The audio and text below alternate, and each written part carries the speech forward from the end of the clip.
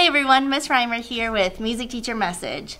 So in my last video, I talked about making song databases where I have all of the songs from my school textbooks, and I have those grouped by which grade textbook they come out of, and also my Music K-8 issues of like new songs and everything. So now we move forward. Now it's time to actually figure out which grade is going to sing what and when they're going to do it. So it's a lot of work, but I think if you plan out your year like this, it makes the school year go a lot smoother.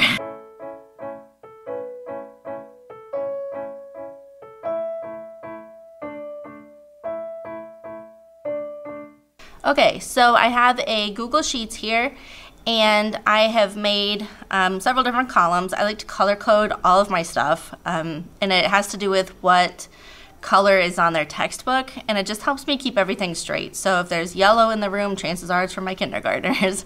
Red is first, blue is second, orange is third, green is fourth, and purple is fifth.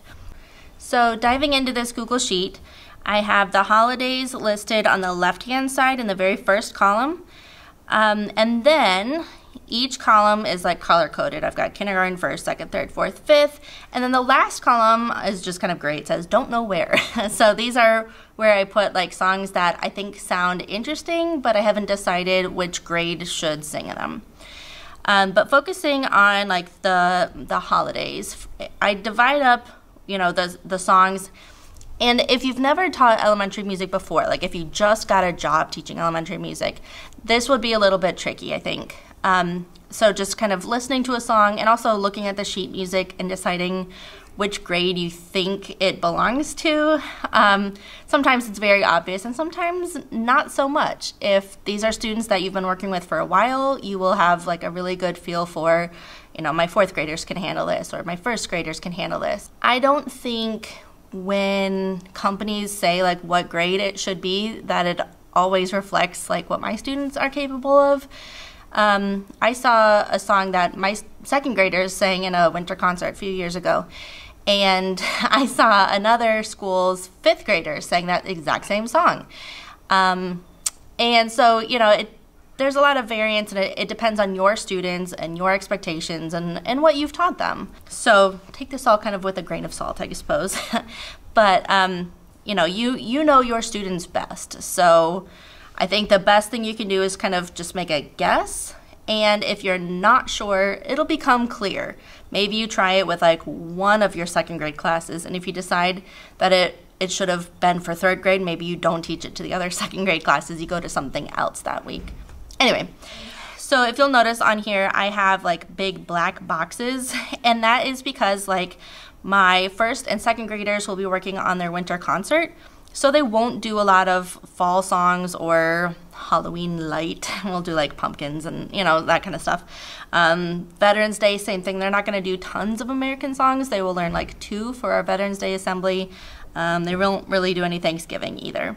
Then my third and fourth and fifth graders, it looks like, will be missing out on like New Year, Lunar New Year, Groundhog Day, Valentine's Day, St. Patrick's, and maybe some of our like Easter light kind of stuff. Again, we don't do like any religious songs at school. I think it's nice to block these out because sometimes it's like, hey, you know, this jack-o'-lantern song would be perfect for second graders, but then it's like, wait a minute, they're working on their winter concert, so they can't do that. So I just like the visual of it with, you know, these big black boxes that tells me like, don't schedule them for a song here because they're busy.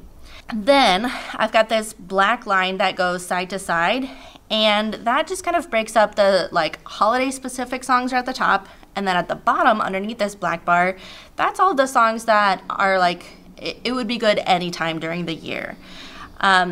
So some of these are songs out of the textbook, most of them are not, and they're just kind of, again, divided up by what grade I think would be most successful at it.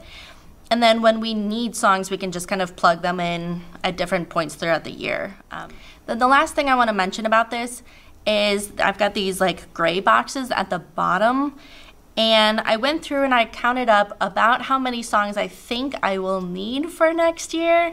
And again, that's just kind of a guesstimate. I don't know when people will be taking a field trip or when assemblies will be, or, you know, all those things that get in the way of like regularly scheduled music class. But it's nice to have kind of an idea of about how many songs I think we will need.